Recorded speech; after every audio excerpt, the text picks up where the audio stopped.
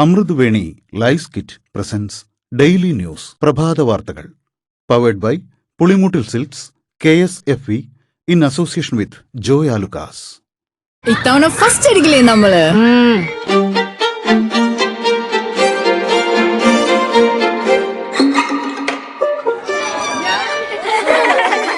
കുട്ടികൾക്കൊക്കെ പെയിൻ ശല്യം ഉണ്ടാകും. അതുകൊണ്ട് ലൈസ് കിറ്റ് ഉപയോഗിച്ച് ക്ലാസ്സിൽ വരാൻ പ്രത്യേക ശ്രദ്ധിക്കണം. ലൈസ് കിറ്റ് ലൈസ് റിമൂവർ പെയിൻ ശല്യത്തിൽ നിന്നും ഉടനടി ആശ്വാസം. നമസ്കാരം, ഞാൻ ഷാജി പത്മനാഭൻ. ഡെയിലി ന്യൂസിന്റെ പ്രഭാത വാർത്തകളിലേക്ക് സ്വാഗതം. ഇന്ന് ഡിസംബർ 22 തിങ്കളാഴ്ച. പുതിയ തൊഴിലുറപ്പ് നിയമത്തിന് അംഗീകാരം. Viksit Bharat guarantee four Rozgar and Aajeevika mission ബില്ലിൽ രാഷ്ട്രപതി ദ്രൗപദി മുർമു ഒപ്പുവെച്ചു. പ്രതിപക്ഷത്തിന്റെ കടുത്ത എതിർപ്പ് അവഗണിച്ചാണ് പാർലമെന്റിന്റെ ഇരുസഭകളിലും ബിൽ പാസാക്കിയത്. VBG റാംജി എന്നാണ് പുതിയ പദ്ധതിയുടെ ചുരുക്കപ്പേര്. ഇതോടെ UPA സർക്കാരിന്റെ അഭിമാന പദ്ധതിയായ മഹാത്മാഗാന്ധി ഗ്രാമീണ തൊഴിലുറപ്പ് പദ്ധതിക്ക് പകരം പുതിയ പദ്ധതി നിലവിൽ വന്നു. പ്രതിപക്ഷത്തിന്റെ വ്യാജ പ്രചരണങ്ങൾ വിശ്വസിക്കരുതെന്ന് കേന്ദ്ര ഗ്രാമവികസന മന്ത്രി ശിവരാജ് സിംഗ് ചൌഹാൻ ആവശ്യപ്പെട്ടു. അതേസമയം ബില്ലിനെതിരെ രാജ്യവ്യാപക പ്രതിഷേധത്തിന് ഒരുങ്ങുകയാണ് പ്രതിപക്ഷം. ഇന്ത്യ ഒരു ഹിന്ദു രാഷ്ട്രമാണെന്നും അതിന് ഭരണഘടനാപരമായ അംഗീകാരത്തിന്റെ ആവശ്യമില്ലെന്നും RSS മേധാവി മോഹൻ ഭാഗവത്. RSSന്റെ 100ാം വാർഷികത്തോടനുബന്ധിച്ച് നടന്ന ചടങ്ങിൽ കൊൽക്കത്തയിൽ സംസാരിക്കുകയായിരുന്നു അദ്ദേഹം. ഇന്ത്യയെ മാതൃഭൂമിയായി കരുതുന്നവരും ഇന്ത്യൻ സംസ്കാരത്തെ വിലമതിക്കുന്നവരും ഹിന്ദുസ്ഥാനിലെ പൂർവികരുടെ മഹിമയിൽ വിശ്വസിക്കുന്നവരും ഉള്ളിടത്തോളം കാലം ഇന്ത്യ ഒരു ഹിന്ദു രാഷ്ട്രമായി തുടരുമെന്നും അദ്ദേഹം പറഞ്ഞു. മെഡിക്കൽ വിദ്യാഭ്യാസം ജന്മാവകാശമെന്ന് കരുതേണ്ടെന്ന് കേന്ദ്ര ആരോഗ്യമന്ത്രി JP നദ്ദ.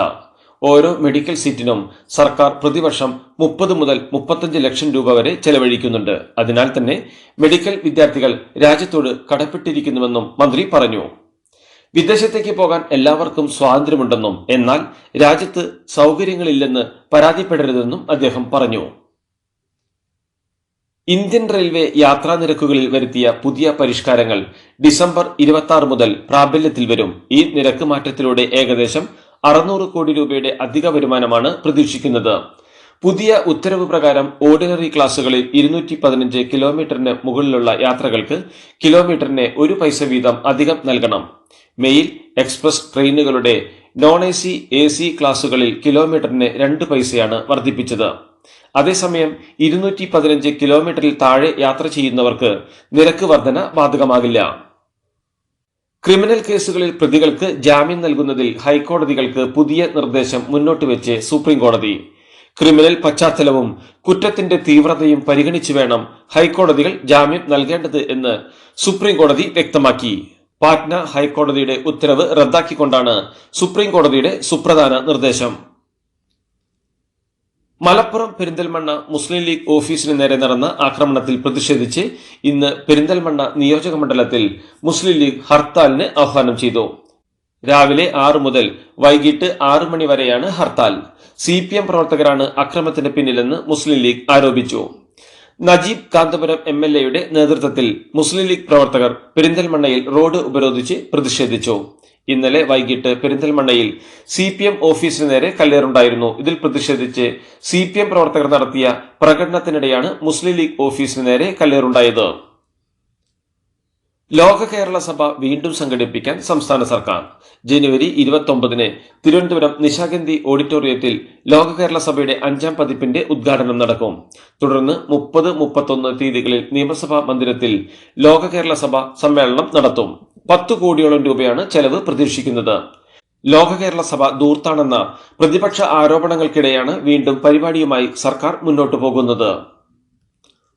യാത്ര ചെയ്യുന്നവർ നേരിടുന്ന ഏറ്റവും വെല്ലുവിളികളിലൊന്നായ വൃത്തിയുള്ള ശുചിമുറികളുടെ അഭാവത്തിന് പരിഹാരവുമായി തദ്ദേശ സ്വയംഭരണ വകുപ്പിന്റെ മാലിന്യമുക്തം നവകേരളം പദ്ധതിയുടെ ഭാഗമായി ശുചിത്വ മിഷൻ സജ്ജമാക്കിയ ക്ലൂ മൊബൈൽ ആപ്ലിക്കേഷൻ പുറത്തിറങ്ങാനൊരുങ്ങുന്നു. നാളെ ഉച്ചതിരിഞ്ഞ് 3 മണിക്ക് തിരുവനന്തപുരം മാസ്കറ്റ് ഹോട്ടലിൽ തദ്ദേശ സ്വയംഭരണ എക്സൈസ് പാർലമെന്ററി കാര്യമന്ത്രി MB രാജേഷ് ക്ലൂ സംവിധാനത്തിന്റെ ഔദ്യോഗിക ഉദ്ഘാടനം നിർവഹിക്കും.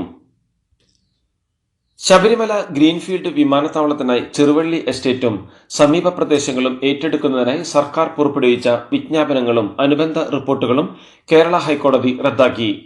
വിമാനത്താവളത്തിനായി 2570 ഏക്കർ ഭൂമി ഏറ്റെടുക്കുന്നത് അത്യാവശ്യമാണോ എന്ന് ശാസ്ത്രീയമായി തെളിയിക്കാൻ സർക്കാരിന് സാധിച്ചില്ല.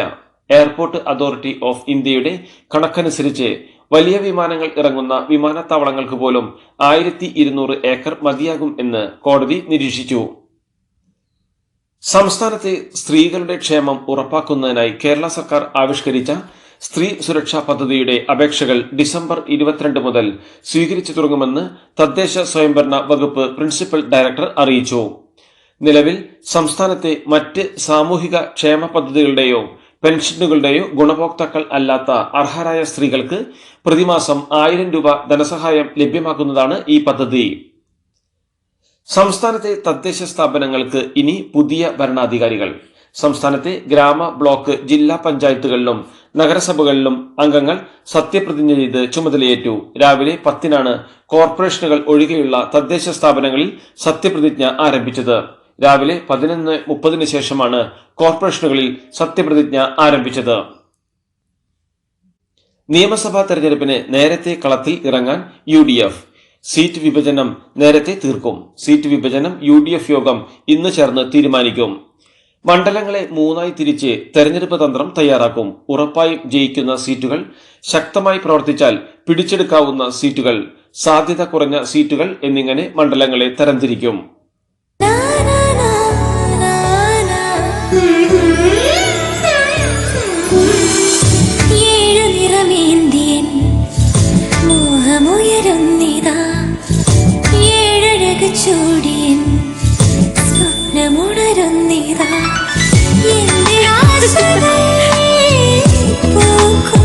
പട്ടിന്റെ കയ്യൊപ്പ് സിൻസ് 1924 പുളിമുട്ടിൽ സിൽക്സ്. മലയാളത്തിന്റെ അതുല്യ കലാകാരൻ ശ്രീനിവാസന്റെ സംസ്കാര ചടങ്ങുകൾ തൃപ്പൂണിത്തറ കണ്ടനാട്ടെ വീട്ടുവളപ്പിൽ നടന്നു. പൂർണ്ണ ഔദ്യോഗിക ബഹുമതികളോടെയായിരുന്നു സംസ്കാരം. എന്നും എല്ലാവർക്കും നന്മകൾ മാത്രം ഉണ്ടാകട്ടെ എന്ന് എഴുതിയ ഒരു പേപ്പറും പേനയും ശ്രീനിവാസന്റെ ഭൗതിക ശരീരത്തിൽ പ്രിയ സുഹൃത്തും സംവിധായകനുമായ സത്യനന്ദിക്കാട് വെച്ചതിനു ശേഷമാണ് ചിതയ്ക്ക് തീ കൊളുത്തിയത്.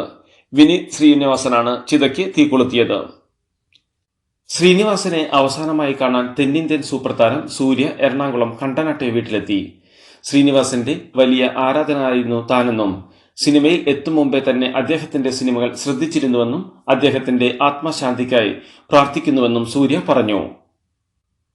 നടൻ ശ്രീനിവാസന്റെ മരണാനന്തര ചടങ്ങുകൾ ക്യാമറകളിൽ പകർത്താനും സോഷ്യൽ മീഡിയയിൽ തത്സമയം എത്തിക്കാനും മാധ്യമങ്ങളും പൊതുജനങ്ങളും മത്സരിക്കുന്നതിനെതിരെ രൂക്ഷ വിമർശനവുമായി നിർമ്മാതാവും മാധ്യമ പ്രവർത്തകയുമായ സുപ്രിയ മേനോൻ. ദുഃഖമെന്നത് വ്യക്തിപരമായ ഒന്നാണെന്നും പ്രിയപ്പെട്ട ഒരാൾ നഷ്ടപ്പെട്ട കുടുംബത്തിന്റെ സ്വകാര്യതയെ മാനിക്കണമെന്നും സുപ്രിയ തന്റെ ഇൻസ്റ്റാഗ്രാം കുറിപ്പിലൂടെ ആവശ്യപ്പെട്ടു. മരണാനന്തര ചടങ്ങുകൾക്കിടയിലെ തിരക്കും മൊബൈൽ ഫോൺ ഉപയോഗവും അതിര് കടക്കുന്നുവെന്ന് ചൂണ്ടിക്കാട്ടിയാണ് സുപ്രിയയുടെ പ്രതികരണം.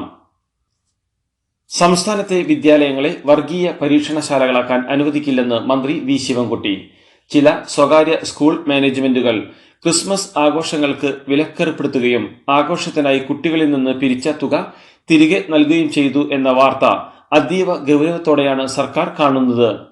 കേരളം പോലെ ഉയർന്ന ജനാധിപത്യബോധവും മതനിരപേക്ഷ സംസ്കാരവുമുള്ള ഒരു സംസ്ഥാനത്ത് കേട്ടുകേൾവിയില്ലാത്ത നടപടിയാണിതെന്ന് മന്ത്രി പറഞ്ഞു. കേരള രാജ്യാന്തര ചലച്ചിത്രമേളയിൽ സിനിമയ്ക്കുള്ള വിലക്കിനെ ന്യായീകരിച്ച ചലച്ചിത്ര അക്കാദമി ചെയർമാൻ റസൂൽ പൂക്കുട്ടിക്കെതിരെ ഇടത് ചലച്ചിത്ര സാംസ്കാരിക പ്രവർത്തകർക്ക് അമർഷം. കേന്ദ്ര സർക്കാർ തീരുമാനത്തെ എതിർക്കുന്നവർ ഇന്ത്യക്കാരാണോ എന്ന റസൂൽ പൂക്കുട്ടിയുടെ ചോദ്യമാണ് കടുത്ത വിമർശനത്തിന് ഇടയാക്കുന്നത്. അതേസമയം വിലക്കിന് മുഖ്യമന്ത്രി തന്നെ വഴങ്ങിയതോടെ ചെയർമാനെ എന്തിനെ പഴിക്കുന്നുവെന്ന ചോദ്യവും ഉയരുന്നുണ്ട്. ഗുരുവായൂർ ശ്രീകൃഷ്ണ ക്ഷേത്രത്തിലെ 2025 ഡിസംബർ മാസത്തെ ഭണ്ഡാരമെണ്ണൽ പൂർത്തിയായി. ഡിസംബർ 19 വൈകിട്ടോടെ കണക്കെടുപ്പ് അവസാനിച്ചപ്പോൾ 6,53,16,495 രൂപ വരുമാനമായി ലഭിച്ചതായി ദേവസ്വം അധികൃതർ അറിയിച്ചു. പണത്തിന് പുറമെ വലിയ അളവിൽ സ്വർണവും വെള്ളിയും വഴിപാടായി ലഭിച്ചിട്ടുണ്ട്. അന്നദാനത്തിന്റെ ഭാഗമായി ശബരിമല തീർത്ഥാടകർക്ക് കേരള സദ്യ വിളമ്പി തുടങ്ങി. പരിപ്പ്, സാമ്പാർ, രസം, അവിയൽ, അച്ചാർ, തോരൻ, പപ്പടം, പായസം എന്നീ വിഭവങ്ങളോടെയാണ് സദ്യ വിളമ്പിയത്. അവിയലും തോരനും എന്നത് ഓരോ ദിവസവും മാറും. മോര്, രസം അല്ലെങ്കിൽ പുളിശ്ശേരി ഏതെങ്കിലും ഒരു വിഭവമായിരിക്കും വിളമ്പുക. ഓരോ ദിവസവും ഓരോ തരം പായസം കൊടുക്കും. ഉച്ചയ്ക്ക് 12-ന് Devaswom executive officer OG Biju നിലവിളക്ക് കൊളുത്തി സദ്യ അയ്യപ്പന് സമർപ്പിച്ചു. ശബരിമല സ്വർണ്ണക്കൊള്ളക്കേസിൽ പിടിയിലായ പങ്കജ് ഭണ്ഡാരിയും ഗോവർദ്ധനും ദേവസ്വം ജീവനക്കാരുമായി ചേർന്ന് ഗൂഢാലോചന നടത്തിയെന്ന് റിമാൻഡ് റിപ്പോർട്ട്. ശബരിമലയിലെ പാളികൾ സ്വർണം പൂശിയതാണെന്ന് രണ്ടുപേർക്കും അറിയാമായിരുന്നു. പോറ്റിയുടെ സഹായത്തോടെ പാളികൾ സ്മാർട്ട് ക്രിയേഷനിലെത്തിച്ച് സ്വർണം വേർതിരിച്ചു.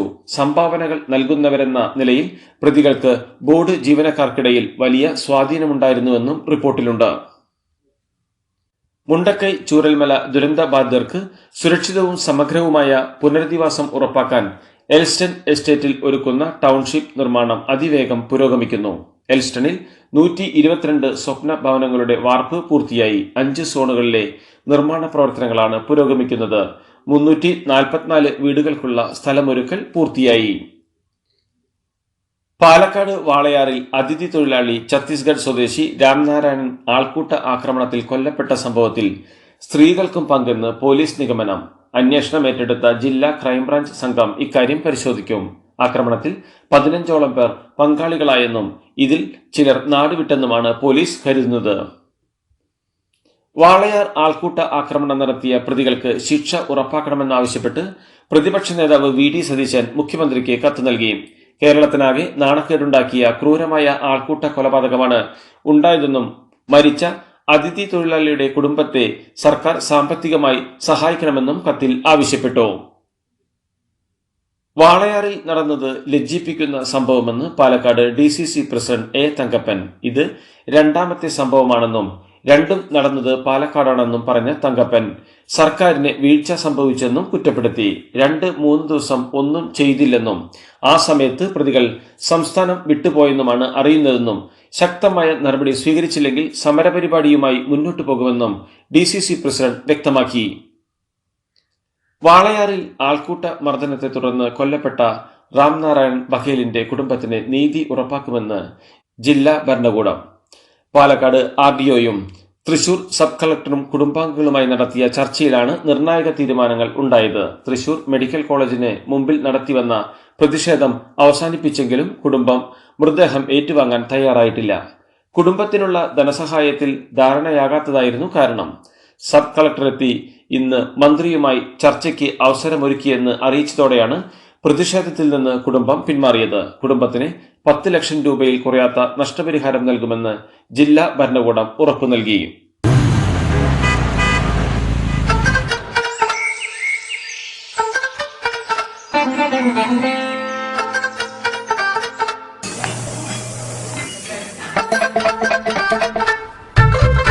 എല്ലാവർക്കും വന്നു ഡാൻഡ്രഫ്, എന്തു ചെയ്യും ചേട്ടാ?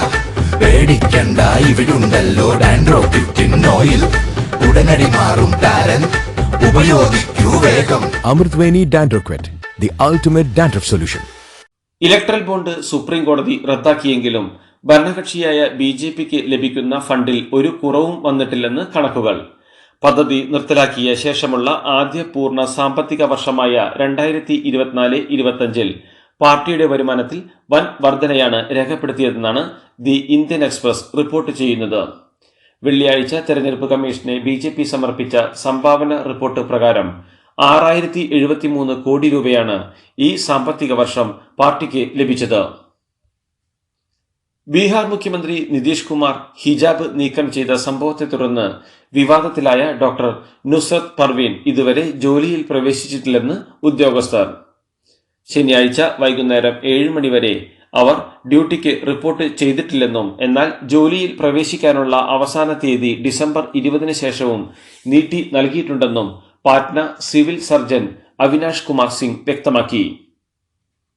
മഹാരാഷ്ട്രയിലെ തദ്ദേശ തെരഞ്ഞെടുപ്പിൽ BJPയുടെ നേതൃത്വത്തിലുള്ള മഹായുതി സഖ്യത്തിന് വൻ വിജയം.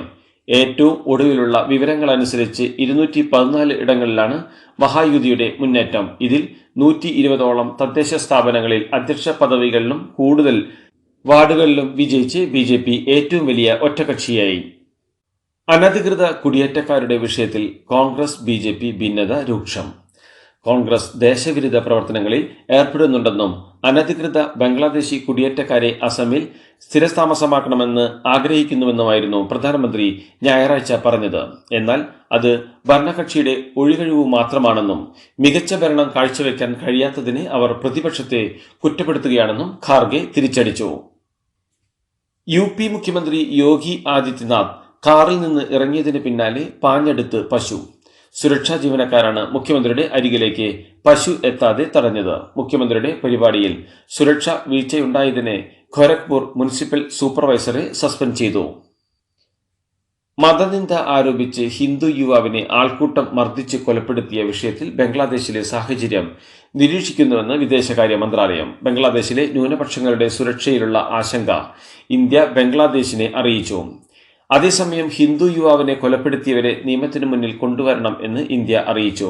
ദില്ലിയിലെ ബംഗ്ലാദേശ് ഹൈക്കമ്മീഷനിലേക്ക് തള്ളിക്കയറാൻ ആരും ശ്രമിച്ചില്ലെന്നും വിദേശകാര്യ മന്ത്രാലയം അറിയിച്ചു.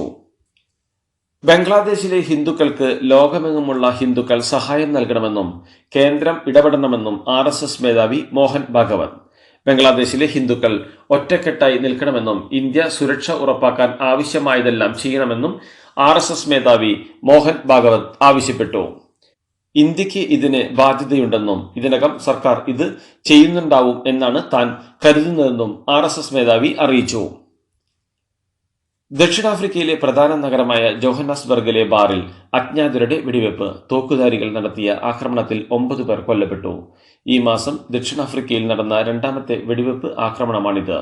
നഗരത്തിന് തെക്ക് പടിഞ്ഞാറ് 40 കിലോമീറ്റർ അകലെയുള്ള ഒരു സ്വർണ്ണഖനി പ്രദേശമായ ബെക്കാഴ്സാലിലെ മദ്യശാലയിലാണ് ആക്രമണം ഉണ്ടായത്. വെനസ്വേലയിൽ നിന്ന് പുറപ്പെട്ട എണ്ണക്കപ്പൽ പിടിച്ചെടുത്ത് അമേരിക്ക. US ഹോംലാൻഡ് സെക്യൂരിറ്റി വകുപ്പാണ് കപ്പൽ പിടിച്ചെടുത്ത വിവരം സ്ഥിരീകരിച്ചത്. ഡിസംബർ മാസത്തിൽ ഇത് 2ാം തവണയാണ് വെനസ്വേലയിൽ നിന്ന് പുറപ്പെട്ട എണ്ണക്കപ്പൽ അമേരിക്ക പിടിച്ചെടുക്കുന്നത്. വെനസ്വേലയിൽ നിന്ന് വരികയും വെനസ്വേലയിലേക്ക് പോവുകയും ചെയ്യുന്ന എണ്ണ ടാങ്കറുകളെ ഉപരോധിക്കുമെന്ന് ട്രംപ് ചൊവ്വാഴ്ച വിശദമാക്കിയിരുന്നു. ഓസ്ട്രേലിയയിലെ ബോണ്ടായി ബീച്ചിൽ 16 പേരെ കൂട്ടക്കൊല ചെയ്ത അക്രമികളിൽ ഒരാളായ സാജിദ് അക്രമിന്റെ മൃതദേഹം ഏറ്റെടുക്കില്ലെന്ന് ഭാര്യ. 50-കാരനായ സാജിദ് അക്രമും മകൻ 24-കാരനായ നവീദ് അക്രമുമാണ് സിഡ്നിയിലെ ബോണ്ടായി ബീച്ചിൽ ഡിസംബർ 14-ന് വെടിവെപ്പ് നടത്തിയത്. പോലീസിന്റെ പ്രത്യാക്രമണത്തിൽ സാജിദ് അക്രം കൊല്ലപ്പെടുകയും നവീദ് അക്രമിന് ഗുരുതര പരിക്കേൽക്കുകയുമായിരുന്നു. ജെർവീസ് ബേയിലേക്ക് വാരാന്ത്യ ട്രിപ്പ് പോവുകയാണെന്നാണ് അച്ഛനും മകനും കൂട്ടക്കൊലയ്ക്ക് പുറപ്പെടുന്നതിന് മുമ്പ് കുടുംബാംഗങ്ങളോട് പറഞ്ഞിരുന്നത്. ലൈംഗിക കുറ്റവാളിയായിരുന്ന ജെഫ്രി എപ്സ്റ്റീനുമായി ബന്ധപ്പെട്ട രേഖകൾ പ്രസിദ്ധീകരിച്ചതിന് പിന്നാലെ US നീതിന്യായ വകുപ്പിന്റെ ഔദ്യോഗിക വെബ്സൈറ്റിൽ നിന്ന് ഫയലുകൾ ദുരൂഹ സാഹചര്യത്തിൽ അപ്രത്യക്ഷമായി. ലൈംഗിക കുറ്റവാളി ജെഫ്രി എപ്സ്റ്റീനുമായി പ്രമുഖർക്കുള്ള ബന്ധം വെളിവാക്കുന്ന ചിത്രങ്ങളിലെ 16 എണ്ണം വെബ്സൈറ്റിൽ കാണാനില്ലെന്നാണ് അന്താരാഷ്ട്ര മാധ്യമങ്ങൾ റിപ്പോർട്ട് ചെയ്യുന്നത്. ശ്രീലങ്കയ്ക്കെതിരായ ആദ്യ വനിതാ T20 മത്സരത്തിൽ ഇന്ത്യക്ക് 8 വിക്കറ്റ് ജയം. ടോസ് നഷ്ടപ്പെട്ട് ബാറ്റിംഗിനെത്തിയ ശ്രീലങ്ക 6 വിക്കറ്റ് നഷ്ടത്തിൽ 121 റൺസാണ് നേടിയത്. മറുപടി ബാറ്റിംഗിൽ ഇന്ത്യ 14.4 ഓവറിൽ ലക്ഷ്യം മറികടന്നു. 44 പന്തിൽ 68 റൺസുമായി പുറത്താവാതെ നിന്ന ജമീമ റോഡ്രിഗസാണ് ഇന്ത്യയെ അനായാസ വിജയത്തിലേക്ക് നയിച്ചത്. അണ്ടർ 19 ഏഷ്യ കപ്പിൽ പരാജയമറിയാതെ മുന്നേറിയ ഇന്ത്യയുടെ യുവനിര ഒടുവിൽ കലാശപ്പോരിൽ പാകിസ്ഥാന്റെ റൺ മലയ്ക്ക് മുന്നിൽ കീഴടങ്ങി. ടോസ് നഷ്ടപ്പെട്ട് ആദ്യം ബാറ്റ് ചെയ്ത പാക് ടീം ഉയർത്തിയ 348 റൺസ് വിജയലക്ഷ്യത്തിലേക്ക് ബാറ്റെടുത്ത ഇന്ത്യയുടെ പോരാട്ടം 26.2 ഓവറിൽ 156 റൺസിന് അവസാനിച്ചു. 191 റൺസിന്റെ വമ്പൻ ജയത്തോടെ പാക് യുവനിര ഏഷ്യ കപ്പ് കിരീടമണിഞ്ഞു. ഇതോടുകൂടി ഡെയിലി ന്യൂസിന്റെ ഇന്നത്തെ പ്രഭാത വാർത്തകൾ സമാപിക്കുന്നു. ഡെയിലി ന്യൂസിന് വേണ്ടി വാർത്തകൾ വായിച്ചത് ഷാജി പത്മനാഭൻ. ഡെയിലി ന്യൂസ് ലൈവ്.in വാർത്തകൾ വിരൽ തുമ്പിൽ.